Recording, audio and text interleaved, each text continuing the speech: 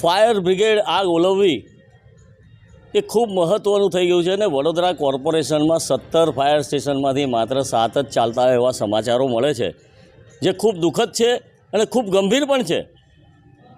જ્યારે રાજકોટ ગેમ ઝોનમાં 30થી વધારે લોકો સળગીને ભડથું થઈ જતા હોય, તક્ષશિલા ક્લાસ સુરતમાં સળગીને નાના બાળકો મરી જતા હોય, કે શ્રેય હોસ્પિટલ અમદાવાદમાં આગ લાગવાથી પેશન્ટો સ્ટ્રેચર સાથે મરી જતા હોય, ત્યારે ફાયર બ્રિગેડને ચોક્કસ રાખવું નામદાર ગુજરાત હાઈકોર્ટે પણ જણાવેલું છે, સુઓ મોટો પિટિશનમાં પણ જણાવેલું છે. અને આ બધાની સામે વડોદરા મ્યુનિસિપલ કોર્પોરેશનનું ફાયર વિભાગ જે 17માંથી માત્ર 7 જ ચાલતા હોય અને 50% સ્ટાફની કમી હોય તો એ ખૂબ જોખમી છે. અને મ્યુનિસિપલ કમિશનરે આ બધા માટે ખૂબ ધ્યાન દોરવું જોઈએ, નામદાર ગુજરાત હાઈકોર્ટના હુકમનું પાલન કરવું જોઈએ અને પૂરતો સ્ટાફ અને પૂરતી ફાયરની એનઓસી કે જે જરૂરિયાત મુજબની હોય, જે આગ લાગવાની શક્યતા ઓછી થતી હોય એવી કરવી જોઈએ. એ બાબતમાં ખાસ ધ્યાન રાખવું જરૂરી છે.